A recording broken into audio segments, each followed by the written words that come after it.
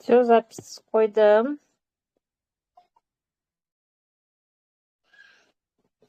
Қалдарыңыз қалай, қыздар? Денсаулықтарыңыз қалай? Бүгін неге фармаси деген сұраққа жауап берейін. Не себепті фармасиді таңдауымыз керек, неге басқа компания емес?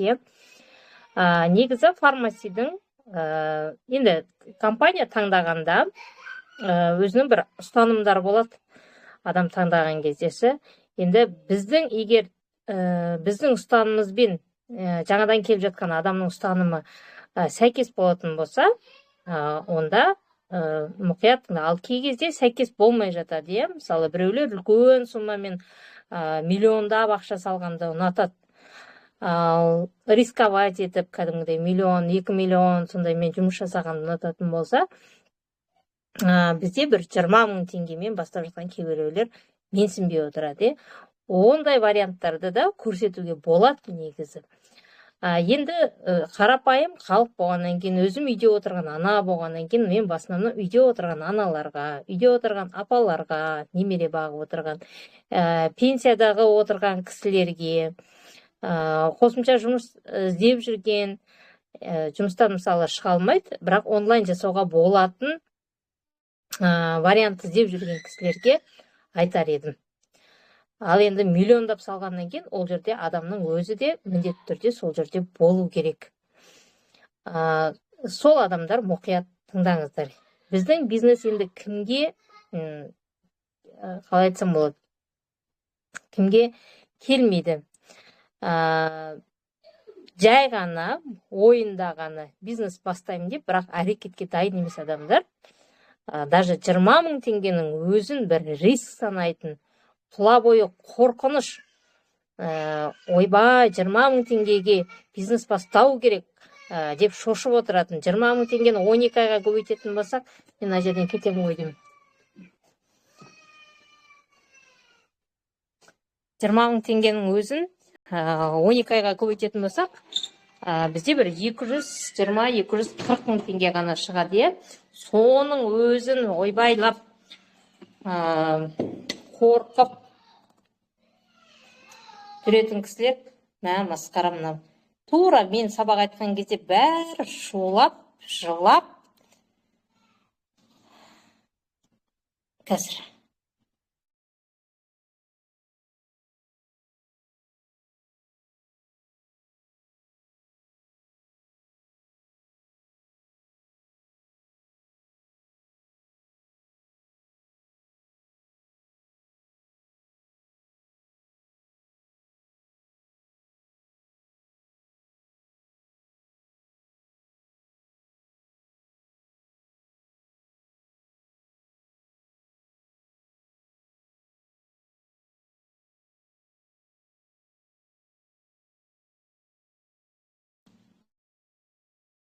Кешіріңіздер, қыздар. Кім мені таниды, білет, мен балаларым кішкентай екен, бір-бірімен төбелесіп жатыр екен ваннаның ішінде.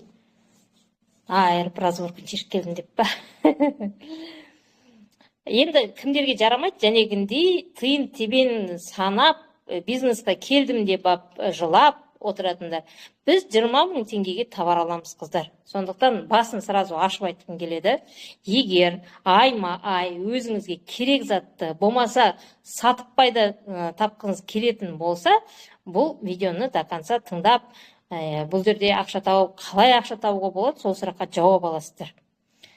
Біріншіден, компания 75 жылдық тарихы бар. Яғни компанияларды бүйтіп салыстырсаңыздар болады.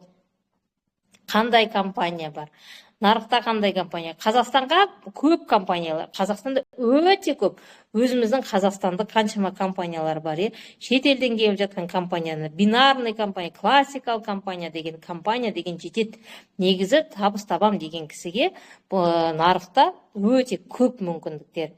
Бірақ сол мүмкіндіктердің ішіне мен лично өзім не себепті фармасиға тоқталдым, мен соны ғана айта аламын сіздерге. Негіз.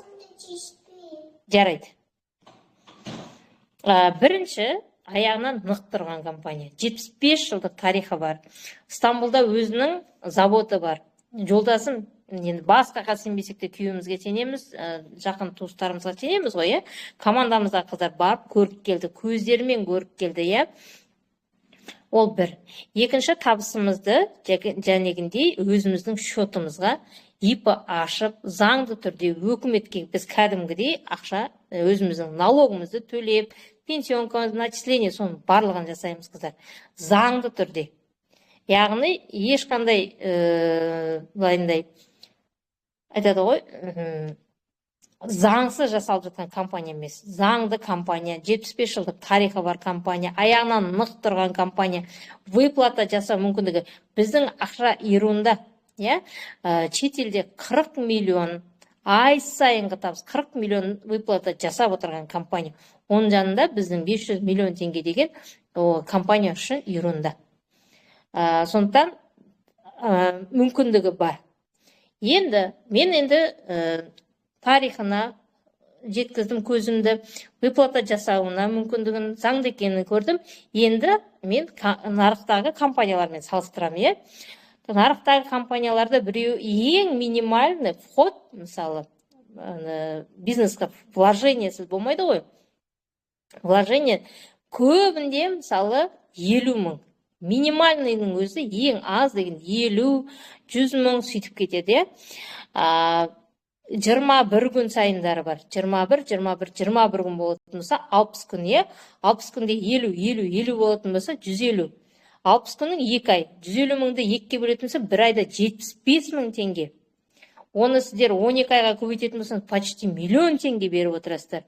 А бізде бар болғаны. Алғашқы 4 ай 20 мың, одан 17 мың 500 теңгеден. 50 балл бизнес-партнер. Есептеңіздер енді 20 мыңды 4-ке көбейтесіздер, 17-ні 8-ге көбейтесіздер. Сонда шығатыны бір 200 мың теңгенің көлемінде. Үйто оған сіздер өздеріңізге продукт аласыздар. 200 мың теңгені, егер сіздер традиционный бизнес бастайтын болсаңыз, бір айлық арендаңыздың ақшасы ғой. Сіз біреуге арендаға төлейсіз. Бір бутик алсаңыз, магазинді арендаға алсаңыз, білмеймін, орын, базарда орын алсаңыз, ол аренданың ақшасы традиционный бизнесте. Ал сетевойда сол ақшамен 1 жыл бойы товар айналым жасап, жәнегіндей команданың товар айналымынан ақша алу мүмкіндіктеріңіз бар. Бұл өте керемет мүмкіндік, қыздар. Яғни, семейный бюджетті үнемдеу. И, ладно, мен өзімді ойлап отырмын, мен өзімнің семейный бюджетімді. Енді мен қайтем, мен адамды шақырған кезде, бизнесті шақырған кезде, ол кісіде қиналмау керек. Ол кісіде, өйткені ол да мен сияқты үйде отырған ана. Ол да мен сияқты, мысалы, үйде отыр, пенсиясына қарап отыр. Ол да бір жерде жұмыс жасайды, бар, кредиті бар, төлейтін. Но бірақ, сол баласының ақшасынан, пенсиясынан, постояннағы жәнегі жұмысының ақшасына 20 мың теңгеге ол кісі не алып отыр? Обычный дүкеннен. Шампунь, сабын, зубный паста и, мысалы, айына 1-2 рет денсаулығына пайдалы витаминдер алып отыр. Шампунь, сабын, зубный паста ол ай сайын алынатын нәрсе. Біз қанша денсаулығымызды бірінші орынға қойдық дегеннің өзінде де көп адамдар өз денсаулығына жәнегінде витаминдерді алып ішпейді. 3 айда, жарты жылда бір рет ішеді. Егер еще ничего не беспокоит, олар ішпейді, начинает беспокоить, ішеді. А орыстар қайтеді. Орыстар айма-ай витаминдерді ішіп отырады. Вот рекомендация айтса, соны ішіп отырады. Но біз қазақ болғаннан кейін, бізде бар ондай. Денсаулықты всегда екінші ауызбен айтамыз, ойбай, денсаулық керек, қартайып барам деп айтамыз да, бірақ фактически всегда бала бірінші орында, немере бірінші орында, үйдегі диван, үйдің несі, интерьері бірінші орында, сондай болып кетеді. А өзіміз вообще білмеймін нешінші орында болатынбыз да. Вот жақсы шампунь тұрса, сапалы шампунь тұрса, арзан шампунь тұрса, көп қазақтар арзанға қарата жүгіреді. Ақша экономить етінде, немереме бірден қалай, балама бірденке берейін деген сияқты. На самом деле, қыздар барлығы бізден басталады. Мен предлагать етіп отырған шампуньдар өте қымбат емес, қыздар. Каспиге, Халық банк маркетіне, басқа жерде маркетплейстерға кіріңіздер.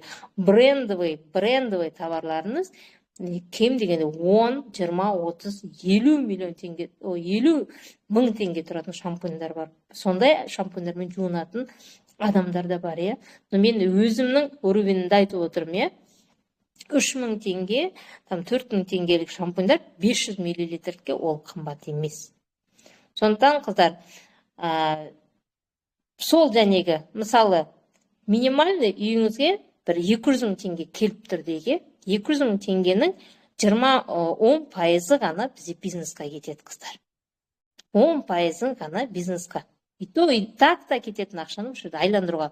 И мен өзімді поймалым мыслякта, неге мен и так алатын затымды мына фармасиден алып бизнес жасамасқа? Өзім сол идеяда стадымда солай жұмыс жасадым. Тура мен сияқты идеяны түсінген адамдар жұмыс жасай бастады и ақша тапты. Енді адамдардың көбі келеді, қай жерге келіп тіреледі. Жарайды, жақсы, 20 мың теңгемен түк емес. Не деп айтады? Адам шақыру керек. Қай сетевой компанияны көрдіңіз, адам шақырмайды. Барлық жерде шақырасыздар. Қай бизнесті көрдіңіз, традиционный адамсыз жасалынатын. Тіпті машинаның өзін жасайын дегенде машинаны айдап баратын адам ғой. Машина өз келмейді ғой, СТО-ға мен бүйтіп сынқапты, мен дөңгелегім жарылқапты де келмейді ғой. Оны біреу айдап келеді. Яғни сол жердегі клиент, шашы өсіп кетсе, мысалы, шаштараз адам барады ғой. Тамақ продукты адам алады ғой. Вот соны кішкене ойлану керек та, адамсыз бизнес жоқ, адамсыз бизнес жоқ. И сетевой қатса адамдардан шошисыздаршы. Адамнан шошудың қажет жоқ, адаммен жұмыс жасауды үйрену керек. Бизнестің жүрегі сатуда. Сату, мысалы, біздің жүрегіміз тоқ-тук етіп, содан кейін біз живоймыз, машина моторы жүріп тұр, ол пока моторы істеп тұрса, ол сізге қызмет жасайды. Тура сол сияқты. Бизнестің жүрегі моторы бұл сату. Егер сауда бар болатын болса, алыс-беріс бар болатын болса, сол жерде ақша болады. Төбе шаштарыңыз тік тұрып, сатудан қашасыздар.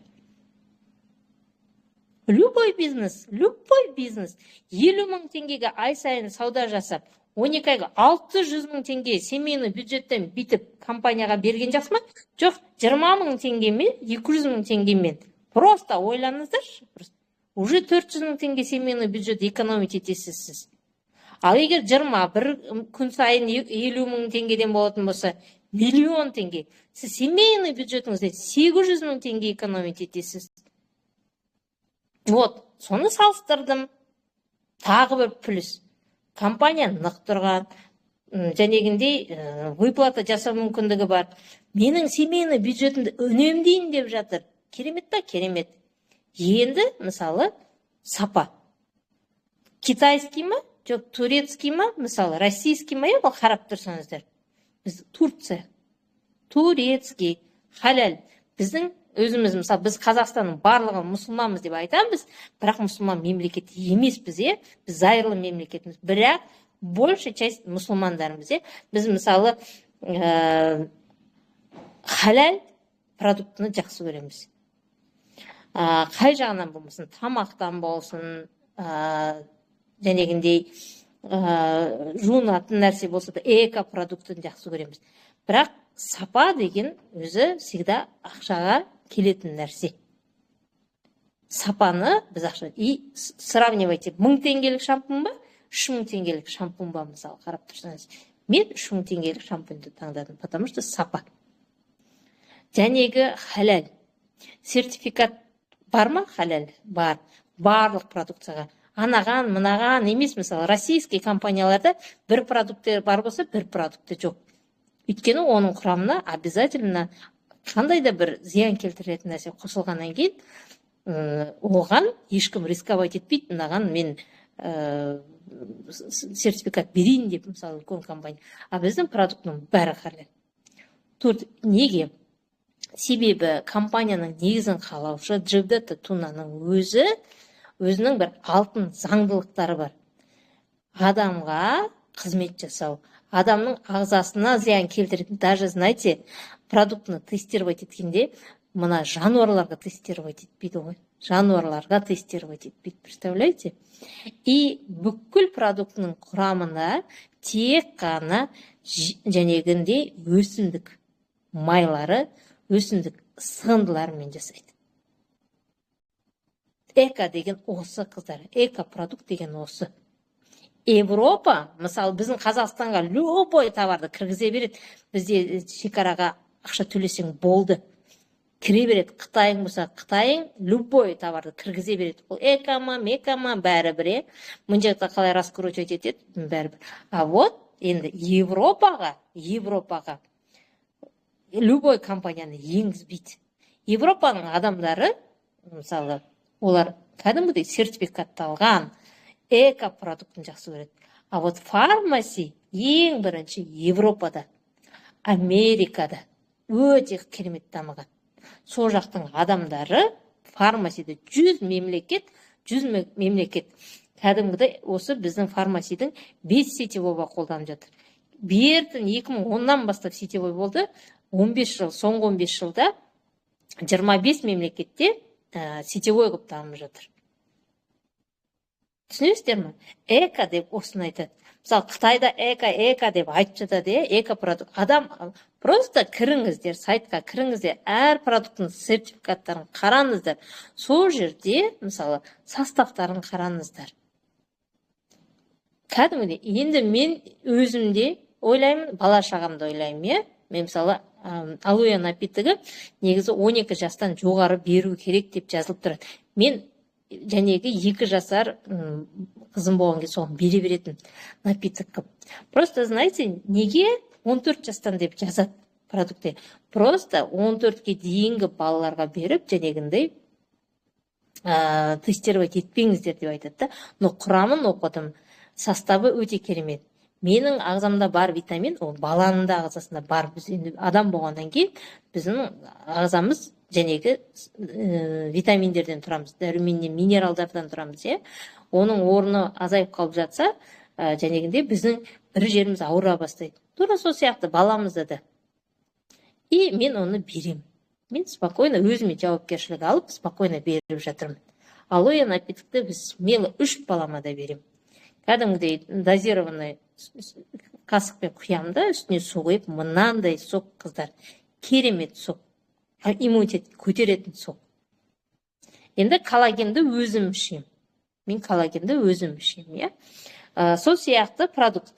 Шампуньдармен смело любой детский болсын, взрослый, және шампуньдардың арнайы детский де бар. Оны алмасам, үйдегі өзім жуынып жатқан шампуньмен спокойно баланың басын жуа берем. Потому что ол таза халал продукт. Яғни мен қорықпаймын. Өзім қолдан қорықпаймын, біреуге айтқанда да қорықпаймын. Мен уверенно айта аламын. Қай продуктың болмасын, мен мына өзім қолданып, через себя тестировать еткен продуктыны мен уже айта аламын. Вот, барлығын менің таңдауларынан өтті. Енді, мысалы, мен кәдімгідей жарнама жасап, адамдарды шақыра бастаймын. Бұл жерде адамдар қинала бастайды, бағана да айтқам. Адам шақырудан, қыздар, адам шақырудан қиналудың қажет жоқ. Просто жарнама жібересіздер, жарнамаға откликаться етеді адамдар өздері жарнамаға келеді. Жәнегіндей платный жарнама болсын, бесплатный жарнама болсын, жарнама жіберсеңіздер болғаны. Яғни, өзіңізге ұнаған продукцияға видео снимать етіп жібересіздер, өзіңіз ұнаған витаминге снимать етіп жібересіздер, отзывтарыңызбен бөлісесіздер, болды. Не болмаса, мен сияқты прямой кәдімгідей бизнесқа шақырасыздар. Келгеннен кейін, жарнама бойынша келгеннен кейін адамдарға түсіндіресіздер. Еш қиындығы жоқ. Ешкімді қолынан жетектеп алып келіп, мен ешкімді бүйтіп ойбай жасасың жасайсың, жасамасаң да жасайсың деген емеспін. Адамның барлығында милары бар ғой. Қазір мына 21 ғасырда любой адамда информация деген өте көп. Менен ақылды барлығы, мысалышы, недооценивать етіп, андай демейсің, ешкімге ярылып қоя алмайсың. Барлығы білет. барлығы білет. Ақпарат деген өте көп. Таңдау жасауды да өздері шешеді. Жүгіріп, ойбай сен тіркел, ойбай сен бүйт, ойбай сен сөйт деп мен жүрмеймін. Мен командамда солай жұмыс жасайды. Біз жарнама жасаймыз, адамға өзіне таңдау жасатамыз. Сізде келетін болсаңыз, біздің рекламаға қосыласыздар. Біздің рекламада бізде арнайы платформа бар, Мынау сіздер қазір отзывтар чатында отырсыздар. Осы отзывтар чатында барлық продукция отзывтар бар. Сіздерді еще WhatsApp чатқа қосады. WhatsApp чатта да арнайы Telegram бот бар. Telegram боттан сұрасаңыздар, ол сіздерге жауап береді. Ақпарат деген жетеді. Самое главное, сіз шешім қабылдасаңыз болған. Шешім қабылдасаңыз болды. Салыстырыңыз, любой компаниямен салыстырыңыз. Бизнес бастаған кезде айтып отырмын ғой, жәнегі риск, сен рисковать еттің, сен солыны қалай қайтарып ала аласың ба, жоқ па? Давайте, ладно, 1 миллион теңгеге алды дейік біздің продукцияны. 1 миллион теңгеге алды. Егер сататын болса, ровно үстіне 1 миллион теңге шығарып алады. Тек қана продажамен. Хит товарларды алып, жәнегінде таргет жіберіп, TikTok таргет жіберетін болса, бірге бір сатып, үстінен 1 миллион теңге спокойно табуға болады. Просто тестировать ету үшін кішкентай, мысалы, розовая вода. 5 розовая вода ал, 5 розовая вода ал да, тестировать ет. Розовая воданы өзің қолдан. Розовая воданың отзывтарын есті. Розовая вода компанияның хит товарларының бірі. Ол роза алқабы бар. Компанияның өзінің үлкен роза алқабы бар. Сол алқабында таңғы 3-4-те роза гүлінің бетінде мынандай тамшы-тамшы шықтар болып тұрады ғой. Сол шық болған кезде сонымен бірге жинап алады да өңделетін нәрсе. Құрамына бір жәнегіндей андай қоспалар қоспайды қыздар. Ол енді не істейді, Олмен тоник, бетіңіздер сүртсеңіздер болады, беттеріңізде қара дақтар кетеді. Егер көздеріңізде жәнегінде конъюнктивит болса, конъюнктивиттер кетеді. Көзіңізді прям сүртсеңіз болады, беттеріңіз тегістеледі. Бізде даже тамағымызды шайып жатқан қыздар бар. Тамақтарыңыздар іріңбей ұстап қалса, шайыпсыздар. Өзі 4.000 теңге сататын бағасы, біз алатын бағасы 2,5. 4.200, біз алатымыз 2,5. Бірге бір пайда. Пожалуйста, содан алып бастаңыздар. Хит товар деген жетеді. Егер боян туыш десеңіздер, просто бұл жерде шешім қабылдау. Жоқ, мен сатуды ұнатпаймын, мен сата алмаймын десеңіздер, мысалы, компанияда менің жағдайым жақсы, ешқандай маған қосымша ақша керек емес, бизнесте бастағым келмейді, жолдасын тапқан, өзім тапқаным маған жеткілікті, бірақ мен турецкий, таза, халал товарларды жақсы көремін дейтін болсаңыздар, тұтынушы боласыздар. Одан да выигрывайте. Одан каталог бағасынан емес, консультант бағасымен аласыздар. 35%, 40, 50, 60, 70%-ға дейін скидкалар болады акция кезінде. Пожалуйста. Сен мені бюджет үнемдеп отырсыз ба? Біреуден алғаннан гөрі өзіңіз тіркеліп алсаңыз болады. Сатушы да выгодно, бізге де выгодно, мысалы. Қай жағынан қарамасаңыз да выгодно. Сол үшін бұл компанияны таңдау керек. Енді және мына жерде айтып жатыр, доставка бойынша айтып жатыр, доставка қалай болады деп. Доставка бізде до Казахстана, яғни Алматыға келіп, по Казахстану. Яғни, мысалы, карголар бар ғой, мысалы, Алматыда келеді, Қытайдан до Казахстана келеді, сон по Казахстану таратылады. Түркиядан до Казахстана, по Казахстану таратылады. Тура сол сияқты. Бізде де до Казахстан келеді, по Казахстану таратылады. До Казахстана бірінші заказдарыңыз тегін. Бірінші до Казахстана, не по Казахстану. Қазақстан бойынша емес, Қазақстанға дейінгі келгеніңіз бірінші товар тегін келеді. Тегін келгеннен кейін Қазақстан бойынша сіз басқа қалада тұратын болсаңыз, болмаса Алматының ішінде индрайвермен алтын болса, ол кезде төлейсіздер. Жәнегі жол ақысы тәңір ақысы деп айтып жатады. Көп сумма емес қыздар. Егер бизнестермен салыстыратын болсаңыздар, көп сумма емес. Мысалы, маған өткенде біреу айтады, ойбай, Oriflame-де по Казахстану ғана төлейміз дейді да, до Казахстанда төлейді. Енді оның осы жерде склады тұр, иә. Но қараңыздар, ол Швейцария емес, сол жақтан келеді ғой, иә.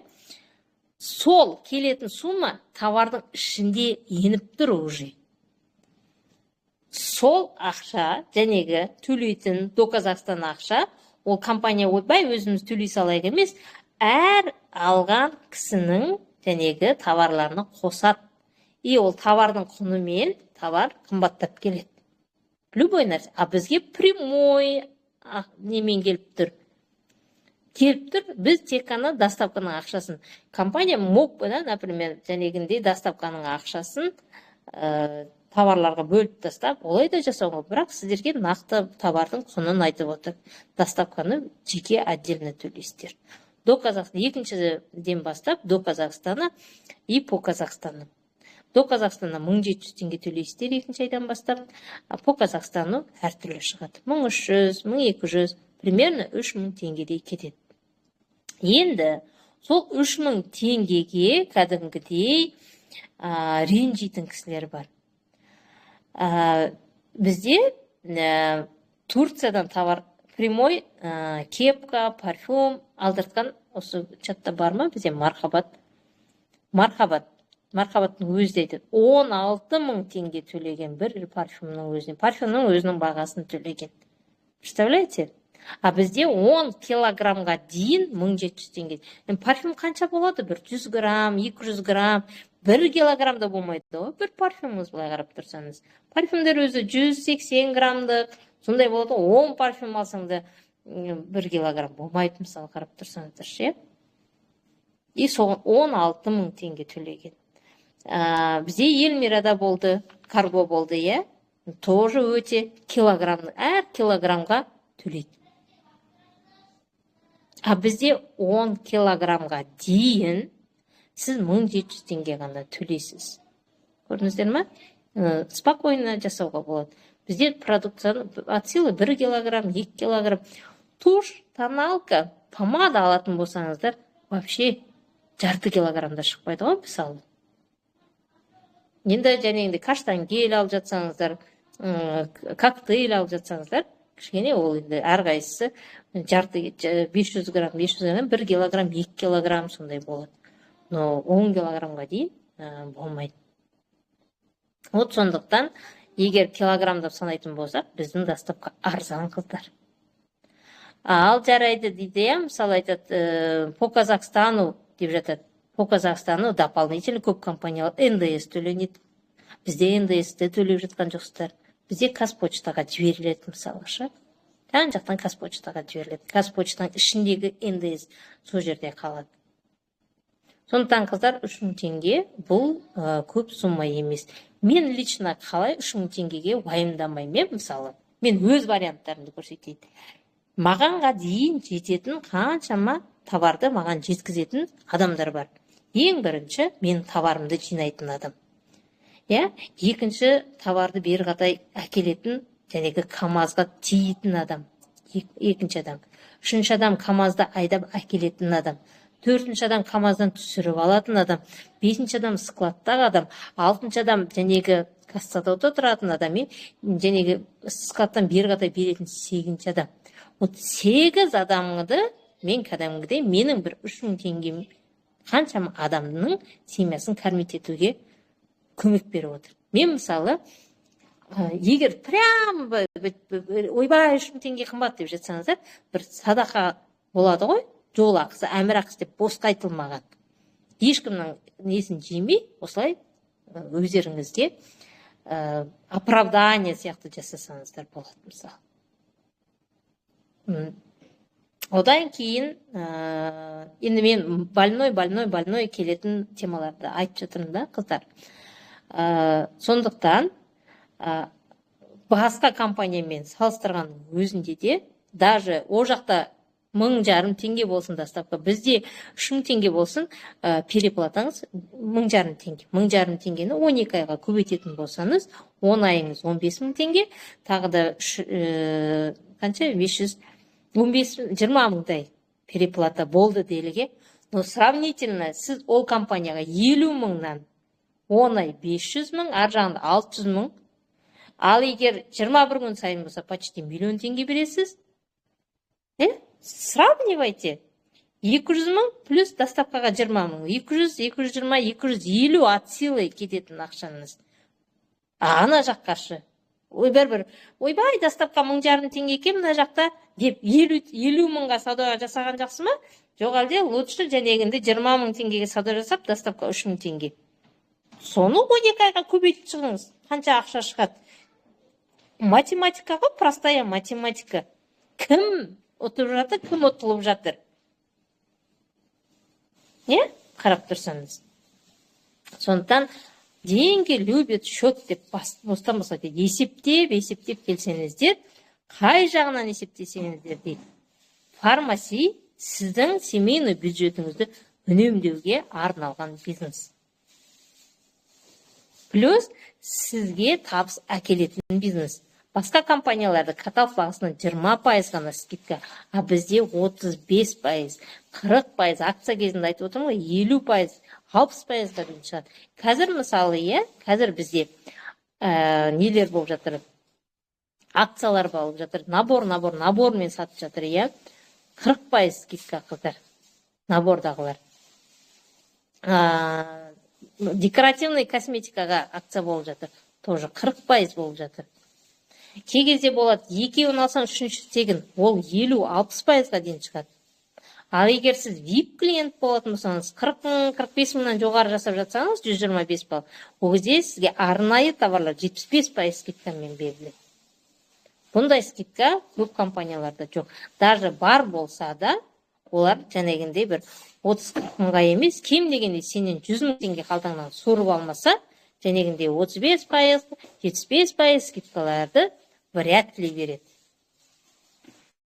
Просто компаниялармен, хоть Арифлеймен, хоть Сатпен, хоть Коралпен, хоть нарықта қандай компания бар, солармен салыстырсаңыздар болды. Жарайды, ладно, классиканың ішінде ең жақсы. Енді айтады, ойбай, бинар бар емес па? Бинармен салыстырған кезде, чем вы лучше деген сияқты. Бинармен салыстырған кезде, бинар деген өзі былайдан кетеді, бір-ақ рет сауда жасайсың. Бір-ақ рет сауда жасайсың.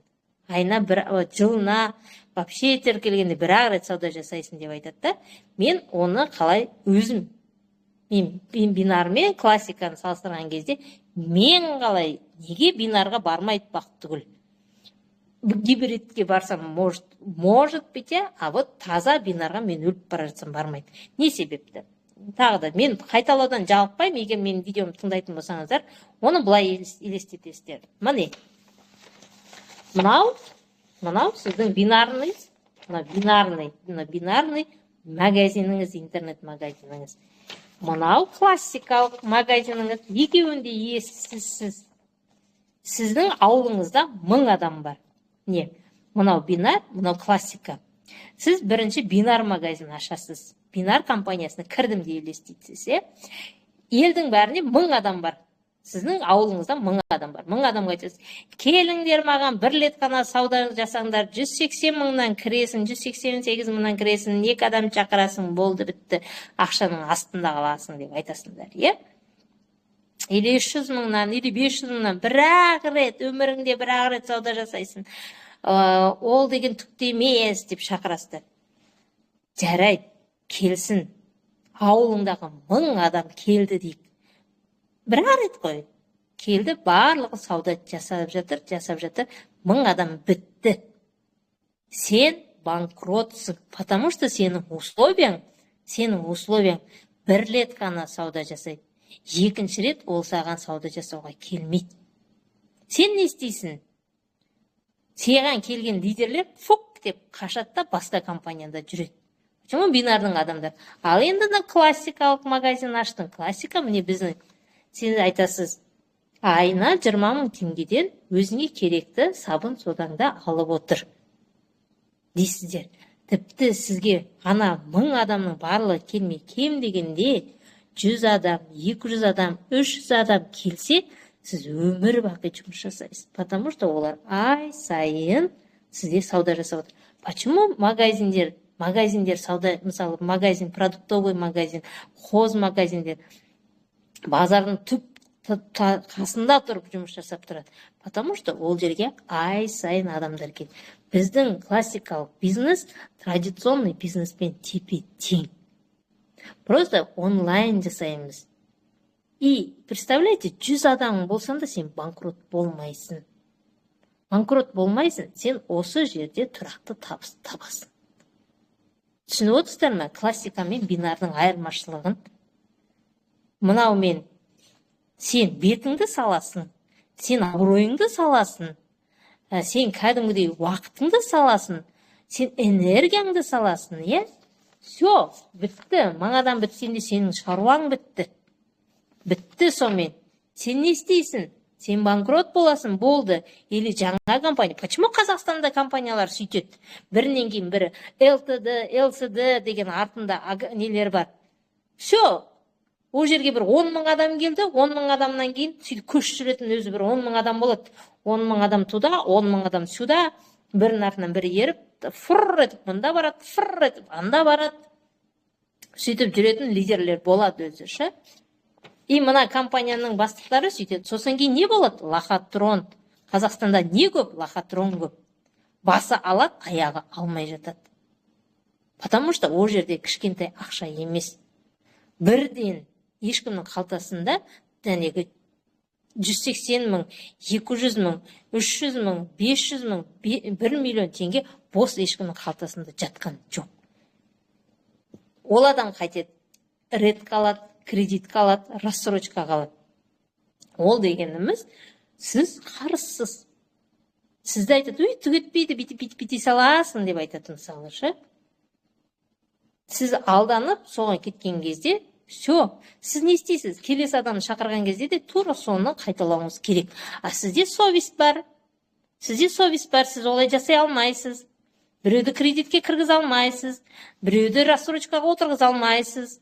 Сіз не істейсіз? Сіз адам шақыра алмай қаласыз. Сол жерде тоқтайсыз.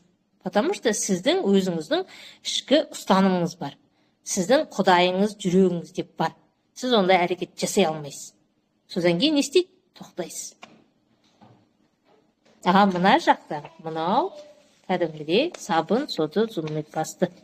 Айма, ай алатын. Ау, қазір жасап берем, бағана жедегенде жемей қойғансың. Жоқ қой, қазір жасап берем.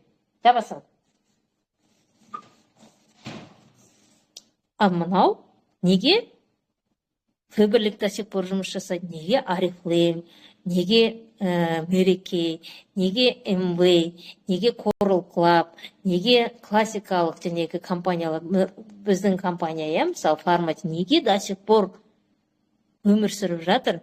Потому что бұлардың маркетингі таза.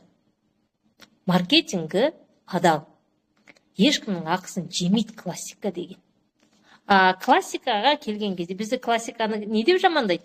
Ойбай, ай сайын активация жасауың керексің деп. Ай сайын жасасаң активация, командаң болса, сен ай сайын ақшаңды аласың. Сен мұғалім болып, мысалы, 1 ай мұғалім болдың, сабақ бердің, сен қалған 10 айдың зарплатасын маған беріңдер деп отырмайсыздар ғой. Сіз ай сайын қайта сабақ бересіз, барасыз, сабақ бересіз.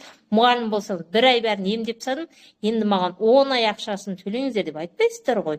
Сіз ай сайын жаңа адамдар келеді, жаңа адамдарды емдейсіз. Солай ғой. Тура сол сияқты. Бұл жерде, мысалы, клиентский база жинайсыздар, клиентский база сосын сізге жұмыс істейді.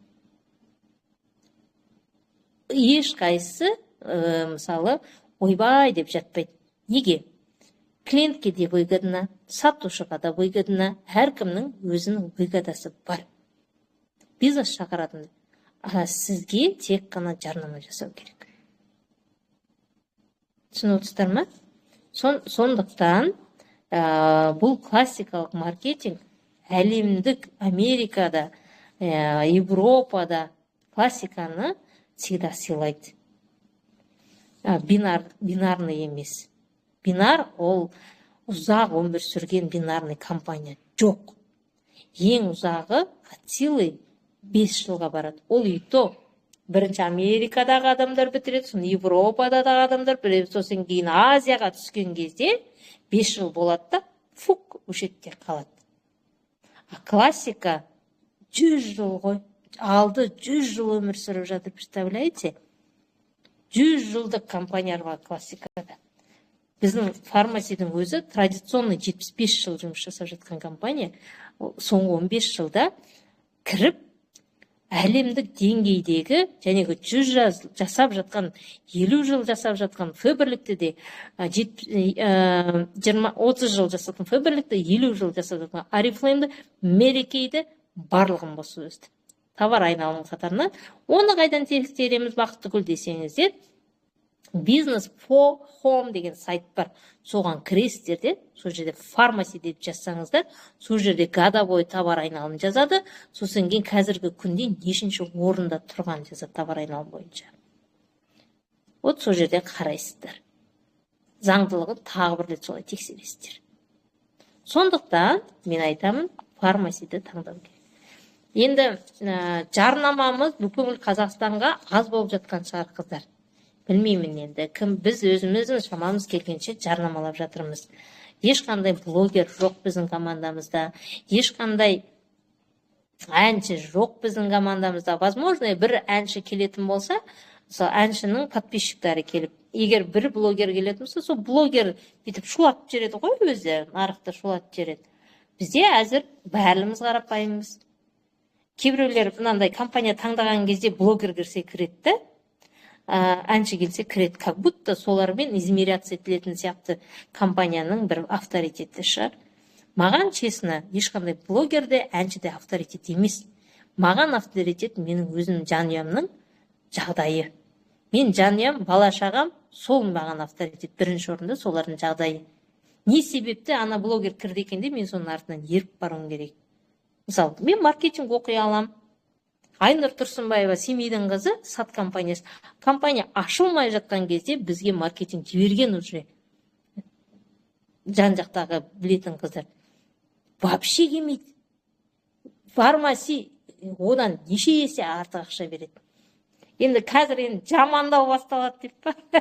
Сонда да айтайын, енді болған нәрсе ғой, жамандап жатқан жоқпын. Бірден енді пенде болғаннан кейін қызығасын, неме маркетинг екен деп ше. Маркетингін аш қаламда. Ойбай деймін ғой, ойбай. 50 балым почти 50 мың теңге. Бір.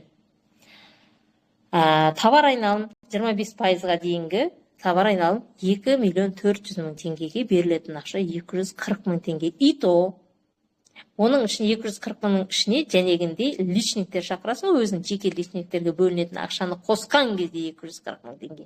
Получается 10% ғана. А мен фармасияда директор болу үшін 1 миллион 700 мың теңге ғана товар айналымға 350 мың теңге алып отырмын. Ол жақта 6 ай сен қорғауың керексің директорлігіңді. Мына жақта 3 ай. 6 айдан кейінгі алатын жәнегіндей ақшаң 240-350 мың ба, сондай. Мен 3 айдан кейін уже алам. Представляете? Ал енді саяхат. 5 қыз директор шығаруым керек. 5 қыздың 2 миллион 400 мыңнан есептесем, почти 12 миллион товар айналым. Мұнда мен өзім директор болсам, жеткілікті уже саяхатқа барам. Түсінесіздер ме? Тура сол сияқты басқа компаниялармен салыстырғанда. Сибирский здоровьемен салыстырдым, мысалы, Сибирский здоровьеда 100 балл, 200 баллмен жұмысшы. 100 баллыңыз денегінде 26 мың, 200 баллмен 52 мыңмен жұмыс жасайды. Товар айналымы 25%-ға келген кездегі алатын ақшасы 140 мың теңге. Почти біздікі сияқты 1 миллион 400 мың теңге товар айналымға 140 мың теңге. 3 ай қорғайсын, 3 айдан кейін зарплат жәнегі премияңды 3 айға бөліп береді. Бірден бермейді. Енді қай жерде товар айналым ұйымдастырған жақсы қыздар. Просто, адына қараша автобонус беріп жатыр, автобонус деп айтып жатыр, ол бір определенный товар айналым.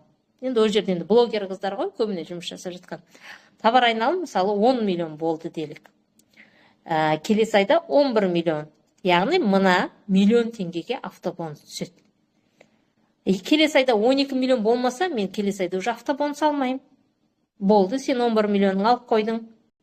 Ол еще автомобильді саған кредитке алдыртады. Ал фармасиде де автобонус бар.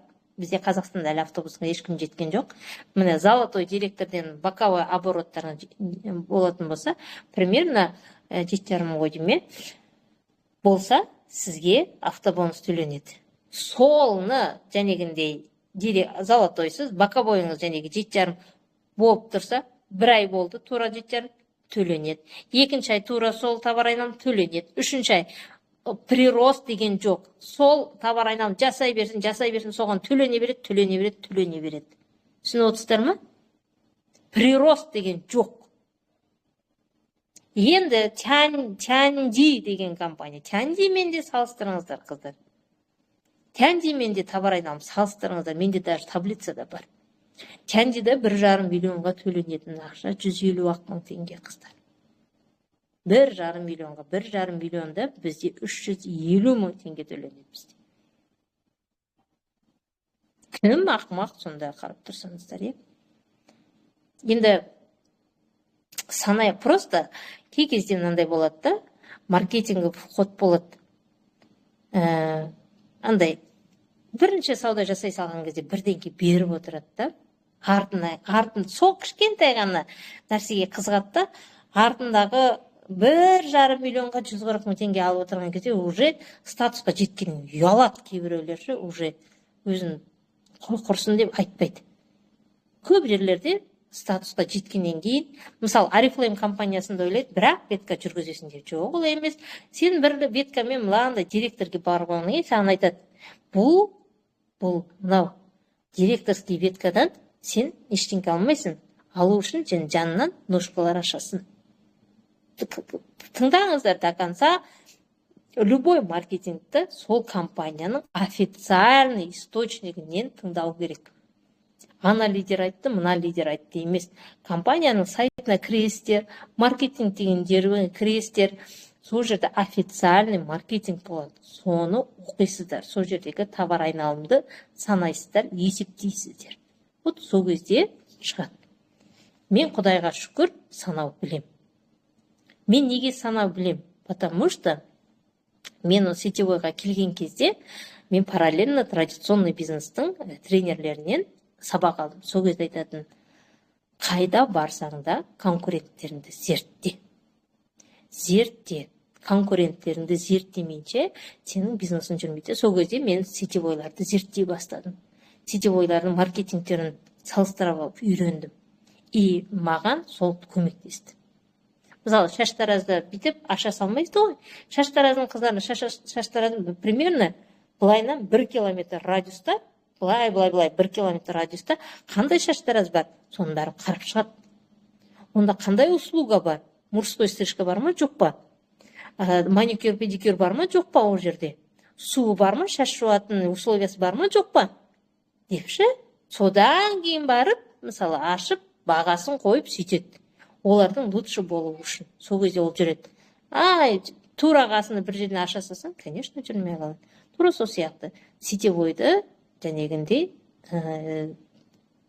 санайтын болсаңыздар, мен ақшадан жеңген жоқпын, қыздар. Осы 2 жылда 14 миллион теңге табыстым. 2 жылдағы ақшамды есептесеңіздер, 1 жылда тіпті мен 100 балдан жасады деп есептеңіздер, но мен 100 бал жасаған кездерім саусақпен санарым. 50, 55, 60, 65 қана жасаймын менші. 200, 300 мың кетті, 400 мың кетті дейік бір жылда. 400 мың ай осы жерден сауда жасадым. Тағы екінші 400, 800 мың теңгем кетті. Менің доходым 14 миллион. Кім ұтылды? Кім ұтты? Сондықтан қыздар. Сондықтан есептеніздер. Біреуге желініп, дегенге желінбей, есептеп үйреніңіздер. Мен сондықтан айтам, таңдау сізде. Біреудің артынан мен, ана компанияда екен, мен айтам, міне, пожалуйста, қара. Жасай алатын болсам, санай алатын болсам, миыммен санайтын, просто эмоцияға беріліп кетеді көп адамды. Трезвый уммен санау үйреніңіздер. Продукцияда өте керемет, маркетинг керемет, ақша жағынан. Қалтаңыздан артық ақша кетпейді. Шықпай ма? Шықпайды. Региондарыңыз бос па? Бос. Қазір Алматы, Ақтау жақсы развиваться етіп жатыр, иә, мысалы Өскеменнен енді Ақжар, мысалы Семей, Восточный Казахстан деген үлкен ғой, соның Ақжар қаласынан директор қыз бар, мысалы Астанадан бар, Атыраудан уже 3 директор, Алматыдан 3 директор, иә, мысалы Жезқазғаннан бір-ақ директор, мысалы қарап тұрсаңыздар. Қарағандыдан директор жоқ, Шымкентте бір директор, Түркістаннан директор жоқ, қарап тұрсаңыздар. Қызылордадан директор жоқ. Қарасаңыздар, иә? Қай жерден бар бізде? Айна қай жерден еді? Нейла ханым, сіз қай жерденсіз? Ауылдан Нейла ханым вообще бір ауылдан, иә, Нейла ханым? Нейла ханым әлеуметтік желіде жұмыс жасап отыр. Бүкіл Қазақстан бойынша аннан-мұннан командасы, мысалы қарасаңыздар. Амансыз ба, Нейла ханым, қалыңыз қалай? Амансыз ба? Түрім видеомен шығып кеттім ғой. Иә, мен Мойынқұм деген жерде болам. Бұл, пожалуйста, қыздар. Нарық бос. Нарық бос. Сондықтан, егер сіз жаңадан тыңдап отырсаңыз бұл видеоны, смело бастаңыз бизнесті. Смело бастаңыз. Қазақстанның нарығы да бос, сіздің районыңызда бос, регионыңызда бос. Сол жерде бизнес жасауға болады. Саудада жүргендерге де айтарым, ТикТокта да, Инстаграмда да, прямой эфирларда да, сатуға болады. Смело сатуға. Базарда тұрып сатып жатыр ғой, тура сол сияқты сіз де сата аласыз. Бағана бір ер адам хабарласып жатыр. Ер адамдар сатам десе, бізде сақал өсіретін бар, шампуньдар бар жақсы. Еркектерге арналған полный не бар, пенка для умывалкасы бар, серия бар, иә, парфюмдар бар қандай, каштан геліміз бар қандай, керемет. Жетеді, ойлап қалмаңыздар, бізде тек қана косметика деп, еркектерге арналғанда заттар жеткілікті. Бірақ товарды сатып ақша табуға болады. Бір товардың түрімен. 10 шақты товар емес, бір товармен де сатып ТикТокта ақша тауып отырғандар бар. Сол сияқты біздің бір товарды жақсылап тұрып қарап, өзіңізге ұнаған товар, бір тушпен бизнес бастасаңыздар болады. Бір помадамен, бізде помада 8-12 сағат ернінде тұрады қыздар. Сонымен бастасаңыздар. Сатушыға да, команда құрушыға да бұл жерде өте мүмкін. Поэтому сіз фармасияда болу керексіз. Осы жеткілік деп ойлаймын, қыздар. Менде уақыт 12 пайыз қалды. Сұрақ болса, сұраққа жауап берейін, болмаса уже нені сақтайын. Сұрақ бар ма?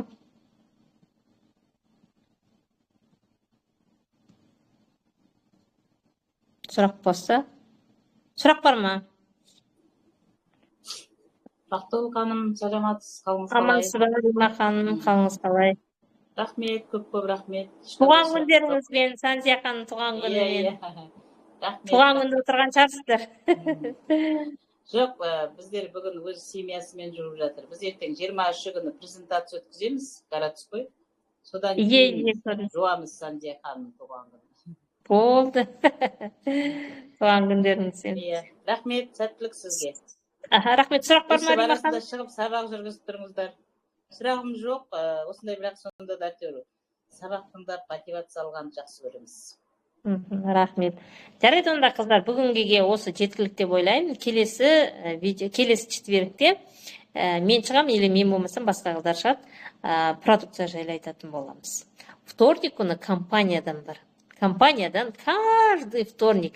Біз четверг күні пропускать етуіміз, мен бермеймін әйтеуір. Тағы да қазақ қыз ғой десеге.